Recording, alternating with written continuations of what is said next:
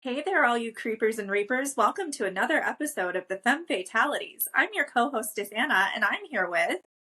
Hey, Grieflies and Frightlings, it's Margaret and Anna. Where are we going today? Well, we're going to climb and climb and climb until we reach where we are supposed to, I guess you could say. That's right, we're going to hit Jacob's Ladder today. And we're talking about the original, not the remake that critics weren't really into acclaiming so much. So, Margaret, we've got a lot of triggers here. Yes. Where should we start? Definitely combat PTSD, Mm-hmm. drug abuse without consent, lady with a tail. We'll get into that later. Demonic images, religiosity, but in maybe a different form, more of like a very broad theological application. What else? I'm checking my list. So there's also huge mental health themes where he has hallucinations. He's also having flashbacks from his trauma, which then leads into we don't have enough resources for mental health, his paranoia. Also, he has chronic pain from injuries sustained during war. Yeah, and there's also cumulative loss as well as loss of a child. Yes, traumatic loss of his son, little Macaulay Culkin. And it was cute. Yes. I was like, yeah, that was great. I just was like, oh, I totally forgot he played the kid. I was like, Mhm. oh my gosh.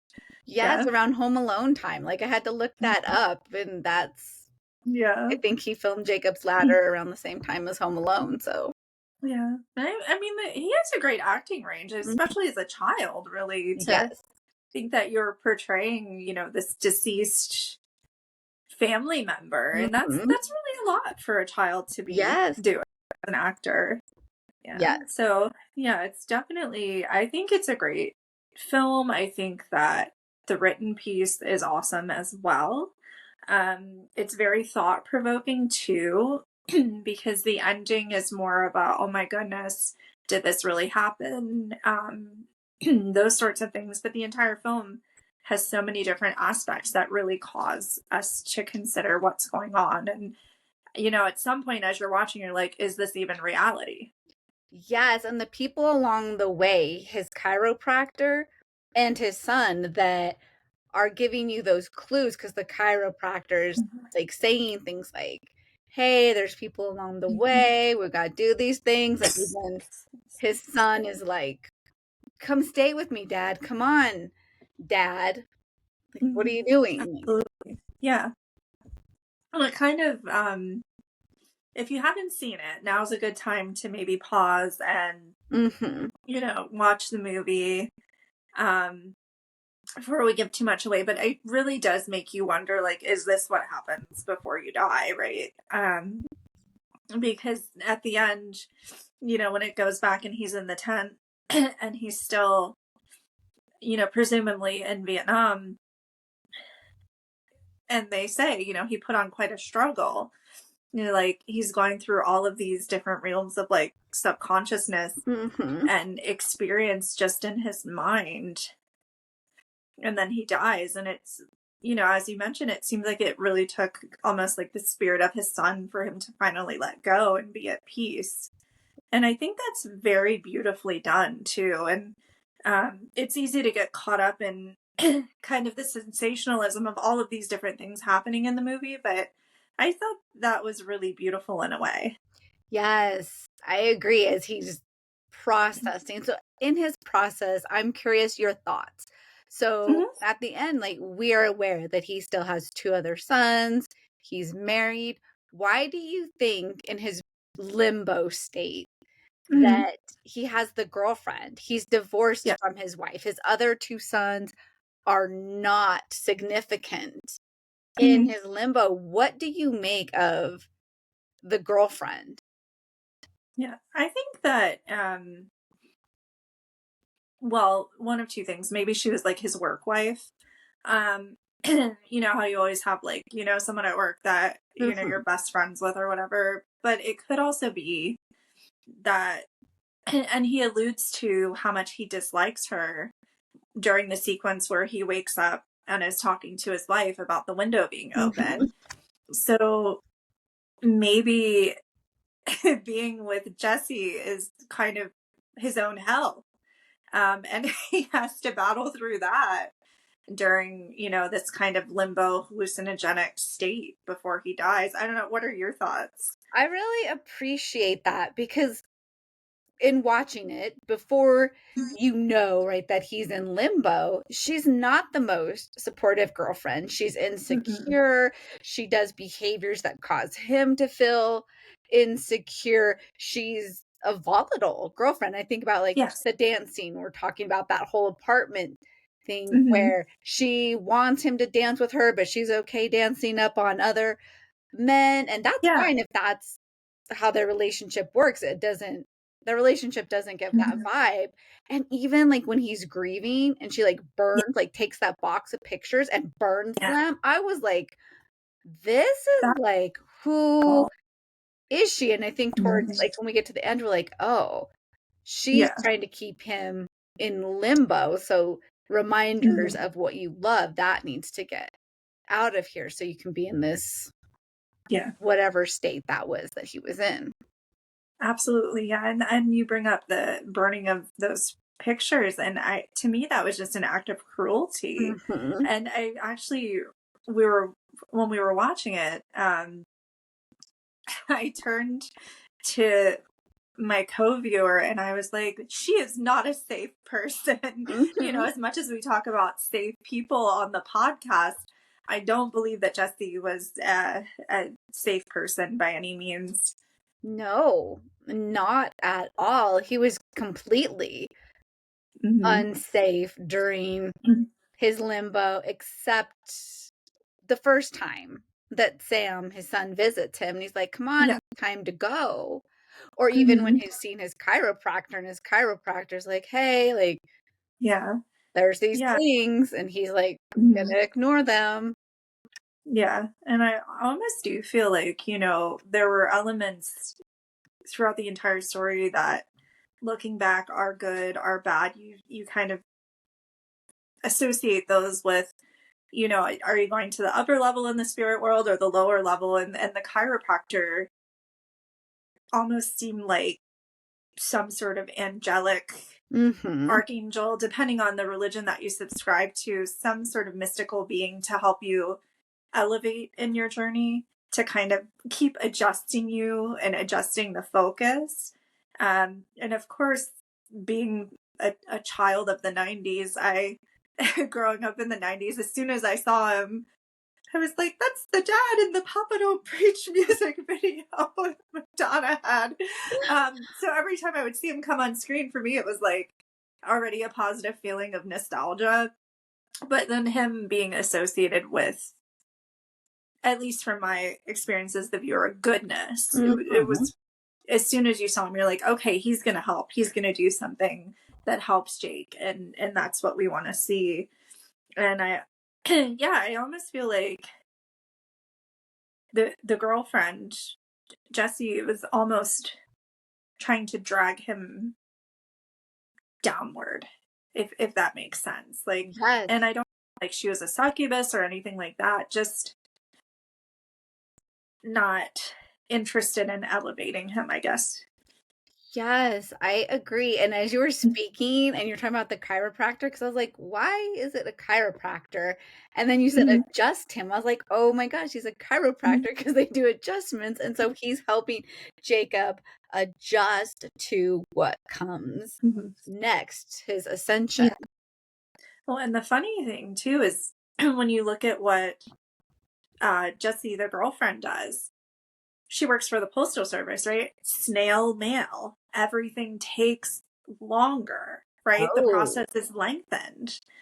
And then we never find out what his wife does for a living. So I think that she's kind of in the middle. Just the realization that leaving the earth or this astral plane, or however you want to term it, he won't see her again for a very long time. And I really enjoy how they show his love and care and concern for her, but they don't show much beyond that. So then you can kind of formulate the narrative. And it, for me, it shifted throughout the movie because initially I'm like, okay, so he's divorced, he has PTSD, you know, they lost a child. It was just too much for them to handle as a couple, which is incredibly understandable. Mm-hmm. And then as it goes, it's like, wait a minute here, you know, oh, wait, that was a dream. They have gotten through these battles together. Oh, wait, like the kid's still alive. Wait, this is happening. And it was really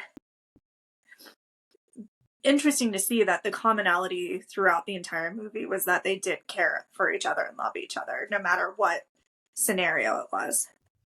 Ooh, and as you say that, that helps me because I was like as I had said, like, where are these three people, his two kids and her? Things Yeah. are resolved with her. Things are resolved with Mm-hmm. his other two sons. This Yeah. is his limbo. This is his guilt about the death of his Mm-hmm. son and what he's holding on to. There's a Japanese 80s movie. I haven't seen it yet. It's called Afterlife. I really want to Mm-hmm. watch it. It's about when you die, you can only take one memory with you.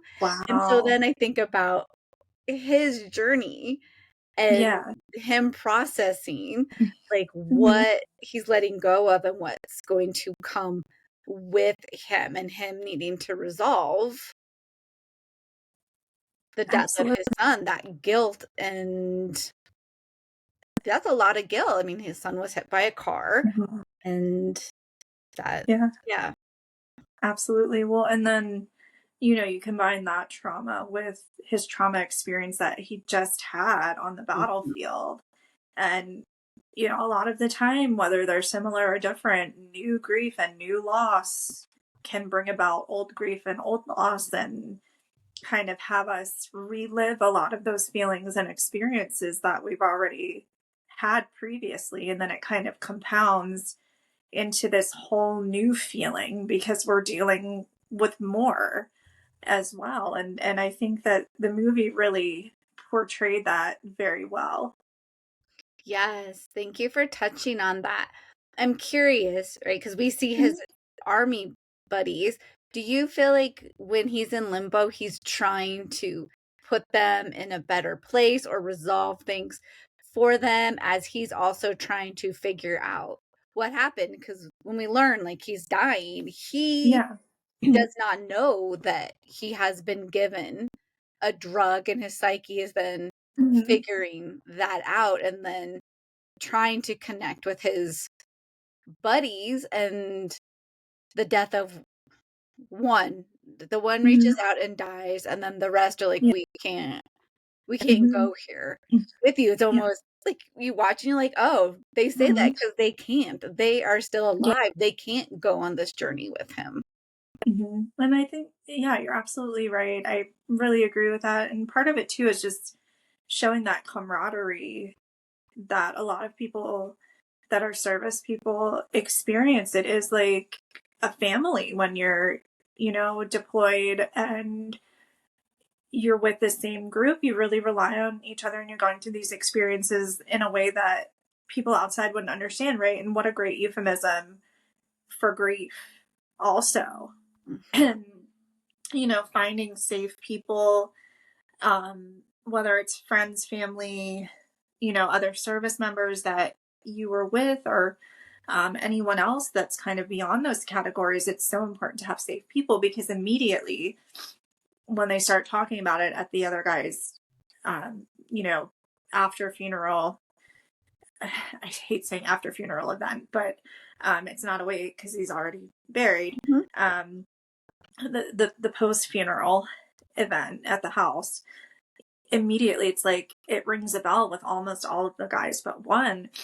And then it's just like, wow, you know what I'm going through and that connectivity that they experience. And Mhm. it's so similar in terms of change, loss, grief, that someone who has had a similar experience that you can relate to and can relate to you is going to be so much easier to connect with than someone who maybe is not aware of that sort of experience or loss. And that can be really general loss. You know, if I've lost someone very close to me, and maybe Margaret has never experienced a loss, then it's going to be really hard for us to communicate about that. Mm-hmm. Whereas, if Margaret and I both have experienced loss and, something similar throughout the loss, it's going to be much easier for us to communicate and trust each other with our communications as well.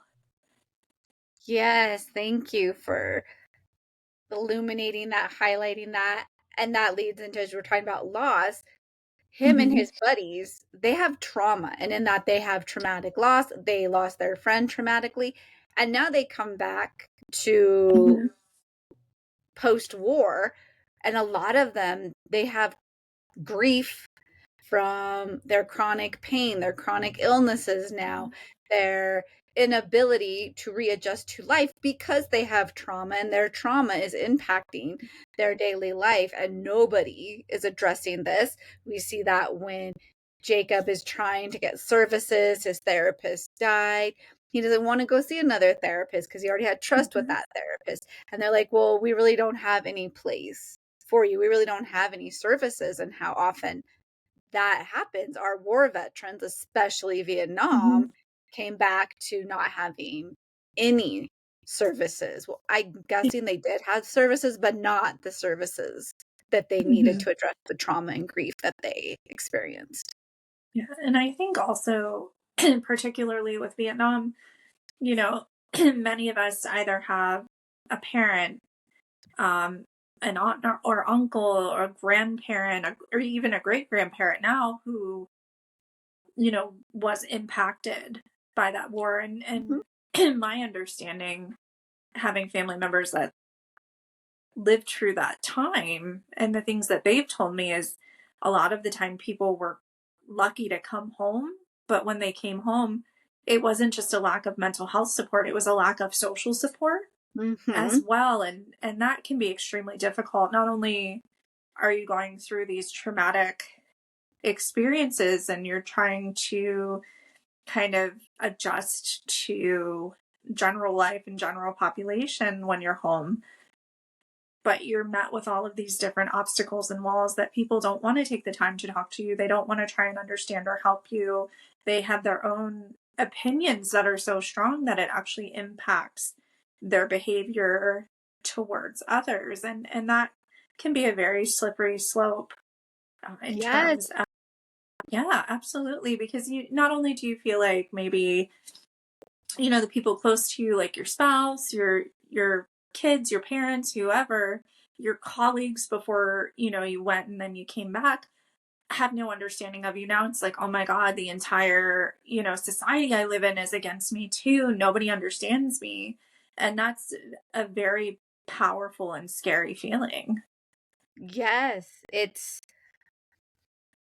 right. And again, they don't have those supports, and it's powerful and Mm-hmm. it's scary. And as you're speaking, I remember I had a friend in high school, and if you went to drop him off at home, if the lights were off in the house, he would have to stay at a friend's house because his dad was a Vietnam War vet.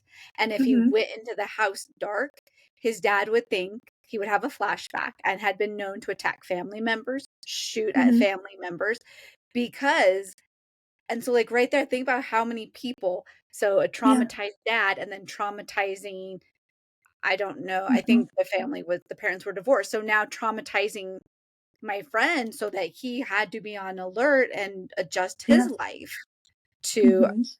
probably terrifying the first time. We see that happening with Jacob as he is having this paranoia. Yeah. I don't think he has like flashbacks, but we see him coming undone by sounds, which Mm-hmm. is It's not huge. uncommon. Yeah. Yeah, no, not at Mm. all. Yeah. Well, and while we are talking about this, PTSD is a very real thing. It does not Mhm. just impact someone who was in combat. You can develop PTSD for a very wide variety of reasons. But if you were recently deployed and you're now home, or if you were deployed years ago and you're home, or even if you're overseas or on another deployment and you're experiencing feelings that are of hopelessness, concern, paranoia, if you are hallucinating, if you are very sensitive to sounds or visions or, behaviors. There is more help now than there has been historically. A Mhm. lot of places actually offer veteran services now. I know for me, the town that I live in, our local Goodwill has an entire platoon services division, which I think is absolutely phenomenal. And there are a lot of services and support groups, especially many more compared to, 40, 50 years ago. Yeah, so reach out, and if you're getting therapy, ask, is your therapist trauma informed? What is their trauma lens? How do they feel working with trauma? And for those of you that are listening, if you're like, well, what is trauma? I tend to go with Peter Levine's definition, which is too much, too fast, too soon, and then later people have added too little. So if something Yeah. happened, you get too much of something. Like we can look at Jacob. He is in war. That is too much. Mhm.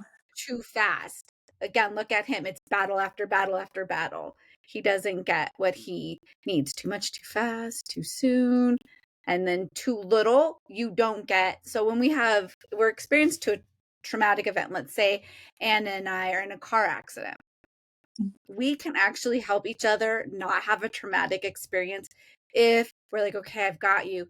You're here. And we have somebody that is regulated, that is there with us and is helping us through it. Oftentimes, people then they don't have trauma because they're getting that support. And you don't have to have all four of those. So if you're listening, you're like, oh, I only have too fast. Yeah. And yeah, you can see like I was in the Mhm. car accident. That was too fast. And I Yeah. didn't have somebody there. So I had too fast and too little. Absolutely. Yeah. And there are so many services out there. I know we say it on almost every episode. A great place to start, you can always call 988. They can get you in touch with other supports and services. It is nationwide. They're available 24/7 with trained professionals to help you. Yes. Reach out to them, your community mental health. There's inclusive therapist, good therapy are two websites. If money is a problem, Open Path Collective. Go to those places, get your support. It's grief, trauma, whatever it is. You get to interview your therapist, ask them questions. What's important to you?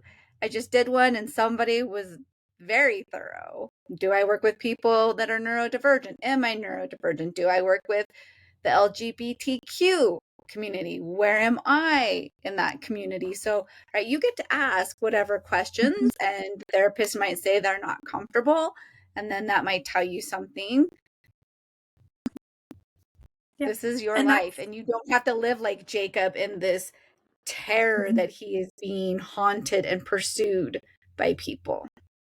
Absolutely. Yeah. And there's definitely going to be a fit for you. I agree with Margaret. It is your position and your right to ask. This is someone who's going to be helping you. So it's very important to make sure they are a good fit. And sometimes the first time they're an amazing fit. Sometimes you have to go through a few different meetings and almost interview processes to really ensure that they are the right fit for you. And that's absolutely okay.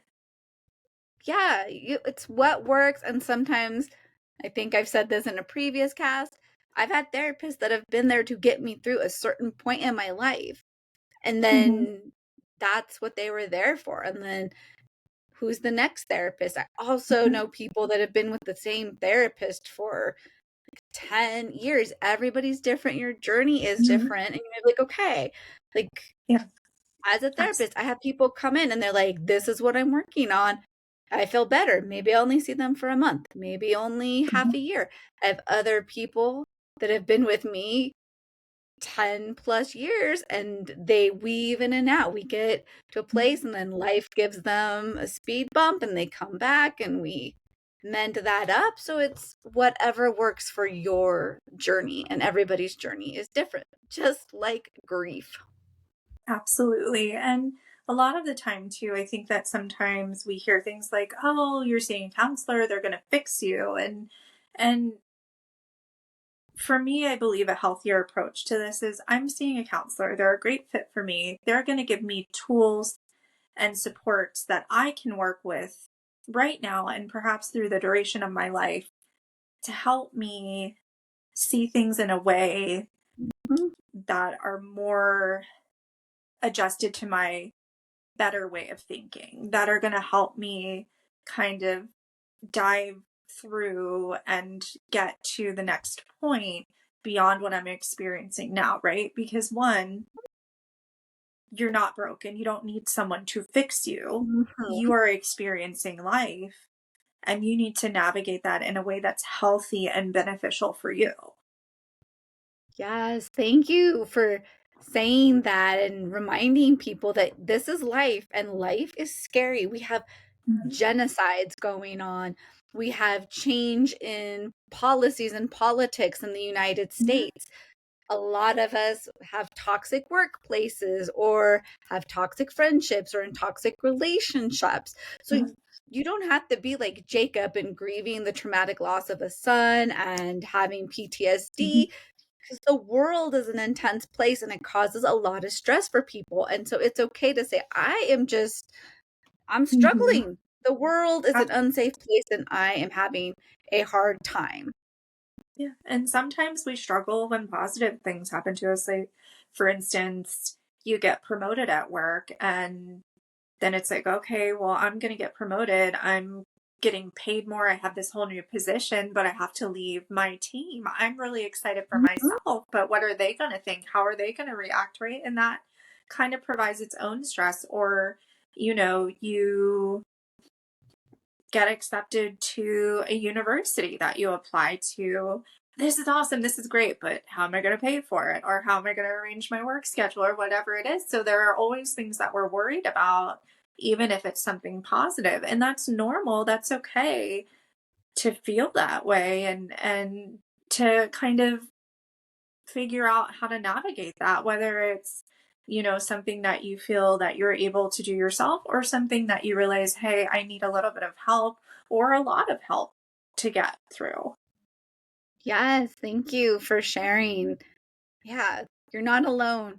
And Mhm. if we go back to Jacob's ladder, we can see where he really did feel alone and he was Yes. really trying to Hmm. connect to people. So that isolation, that loneliness that a lot of people, veterans Hmm. experience, people in general experience. Absolutely. Well, and really, we're looking at veterans, parents who have lost children. These are not, I guess, what society would agree to be kind of a typical loss, right? So we get into this concept of disenfranchised grief, where I'm going through this entire grief process and experience that I'm willing to bet the general person that are persons I walk by on the street have no idea about, right? So how do I do this? And then even questions of, okay, well, I've been honorably discharged. Am I still a member of the service? Am I still this? Am I still that? Do I still have these designations? Who am I to me? Or in the case of losing a child, am I still a mother? Am I still a father? What do I say when someone asks me, do you have children? Do you have a family? These are all questions that people ask themselves that may be shocking to someone not in that situation. Yes. Yeah, completely agree. It's hard and that you can grieve that because you are figuring out who are you? What are your roles? Mhm. How are you showing up in the world? How are you identifying? And a lot of times people, especially with disenfranchised grief or ambiguous loss, won't share things. So they won't share I'm a parent because they don't, because then, oh, you're a parent. How old are your kids? And that opens up the door to, oh, I lost my child in a car accident and a lot of things. So oftentimes people then are like, yeah. And it's Mhm. really hard because we're trying to Absolutely. protect ourselves and then also connect. Mhm. And as someone who maybe on the other end of the conversation, if a person you're chatting with reveals something to you, it's okay to say, I'm really sorry. I can't imagine what that was like for you, but I'm not sure how to respond to that. Please let Hmm. me know what's comfortable for you. It's okay to tell them that rather than Yes. just kind of to stop the conversation or, have an abrupt reaction. And I think even sometimes as sanitologists, we have a very different way of processing things and reacting to things. I know for me, I had a good friend of mine tell me about something that was very traumatic for them as a child. And one of my immediate reactions was I just looked at them and I said, I'm really sorry that you had to experience that because I am, right? But Mhm. most people would just be like, oh my God, but Mhm. from a thanatological mindset, it is, I am sorry that you had to experience that. And, and it was kind of like, what do you feel comfortable talking about? And and it's okay to tell people that you're sorry for their experience, that you maybe aren't comfortable continuing with that part of the conversation, or if you are, to ask them where their comfort zone is and how they would Mhm. like to proceed in the conversation. Yes, thank you for providing that wisdom so that people know how to interact with people when things can get a little uncomfortable. Absolutely. And Yes. it's important. We have to be able to communicate effectively, even if sometimes we feel like we're telling someone they may not want to hear. There's a way to do that that's healthy and productive for both parties. Yes. It's how we're connecting and Absolutely. Yeah. Well, I do have to ask you, in the entire film, which character do you feel you relate to the most and why? I think we have to go with the chiropractor. They're trying to support and take care of and be that person that's there. How about yourself? I would say the medium that's at the party. Uh, just because I tend to be kind of that person that's like, "Hey, you're great. I love you. I think you're wonderful, but I'm gonna have to tell you this now." So when she's like, "Dude, you're already dead," like I was like, yeah, I could Mhm. probably see myself saying that in a situation that's similar. Just kind of like, "Hey, just so you know, this is going on," Mhm. and Yes. um yeah, definitely, which is okay, Mhm. Yeah. everyone needs this supportive friend, Margaret, and then everyone kind of needs the I guess, I don't know, just gotta let you know. I don't The real friend. friend. Yeah, Anna, they the keep it friend that's real. like, no, like Right. I'm gonna tell Like, you the let's truth. It might hurt and yeah. you still Mhm. need to hear it. Yeah. Oh my Yeah, goodness. we Well, still yeah, need and to that's know that. mhm. That's very true. Well, and I have to say, I do think the chiropractor fits you because you are very supportive and thoughtful and really uplifting to others. And definitely, I could see you. Yes, for sure.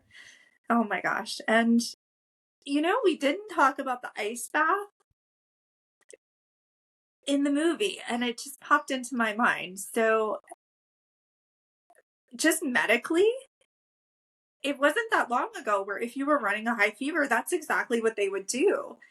And it was like, holy smokes. But, he did have really nice neighbors because everybody was bringing more and more ice and trying to help.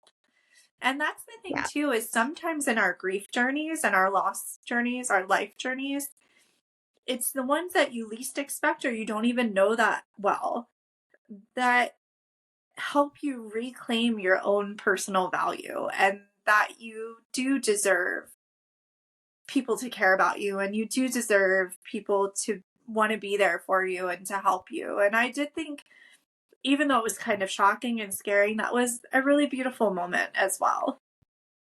Yes. Oh, I loved it that the people came in and they were trying to support him and Mhm. soothe him and ease him and really, yeah, like you said, like we never know who's there to support us in our most uncomfortable moments. And side note, as a kid, I actually had to get one of those ice baths at Oh, the I'm doctor's. sorry.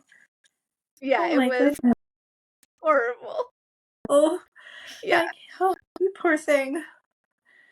Well, Yes. you I you didn't got have through it. neighbors You're there to be here. like, "You've got this. It's okay. We're here for Yeah. you." But it is wild to think that, yeah, just if you have a fever, just a tub of ice, and there you go. And was not And it that makes long no ago. sense. Even No, my it doesn't. mom was like, "Why are you shocking her body? Let's."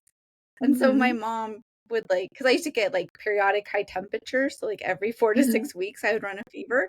So they would put me in a warm bath and then just gradually make it cold because my mom felt that gave my body time to adjust Hmm. to what was happening and not be shocked into, Oh my gosh. yeah, Wow. Oh my yeah. goodness gracious. Well, I feel like we always learn something new about each other in every episode, Yes. and I'm And so sorry do that our you had listeners and to experience viewers. it. Yeah, no, I'm sorry you had to go through the ice bath process, but I'm very happy that you made it and you're here Mhm. today. Yeah. Well, thank you for listening and your sympathies. And it is what it is, not to dismiss it. It's something that happened. And Yeah, I mean, can you remember as a kid, like being like, "What in the world?" Yeah, or oh, yeah. yeah. Yeah, I remember screaming. I remember at home too, and we had to do like the other baths. It was hard because the water would get cold. It was very Hmm. uncomfortable. So, yeah. Yeah, Yeah, it was an thanks. experience. Yeah, and you made it. You're still here, and you I'm help here. people. And yes, and you're an Yes. amazing human person, and very much appreciated. Yes. Likewise, so are you. Yay! Oh, the Yay! other thing about ladders also, so totally random, but in a lot of, um, and this is weird, but like proliferation type themed environments, there are dozens and dozens and dozens of rungs to the ladder that you have to go through all Mm-hmm. these steps. And we look at Jacob's Ooh. ladder. The ladder is a bargaining tool, essentially. So once, and I listeners, I'm sorry, I know sometimes my business and world studies background comes through, but once you've announced that you've proliferated, right, you say like, well, I have this now, let's use this as a bargaining tool. It's not until the final Ooh. rung that you actually release what you have. And so really thinking about that and looking at Jacob, he's bargaining throughout all of these hallucinations Mhm. until finally he releases, you I know. love that. Thank you for sharing that. Just brings like the whole movie together. Well, thank you. I think it's a great watch. I would recommend this movie. Listeners, Yes. if you've made it this far and you've not seen Jacob's Ladder, I highly recommend it. I think it's a great film, Yes. um, done very, very well. Yes. It's a great movie. I agree. All Absolutely. right. Well, keep on listening. If there are any other films kind of similar to this genre or dealing with subject matter of the like that you'd like us to watch and discuss, please let us know. Until next time, remember, Don't forget to like, subscribe, follow, comment. and smash, smash, smash all the good buttons for us. Keep drinking your Bruja Brew and eating those coffin cookies, and we will see you on the next episode. Bye. Yes. Thanks for watching and listening.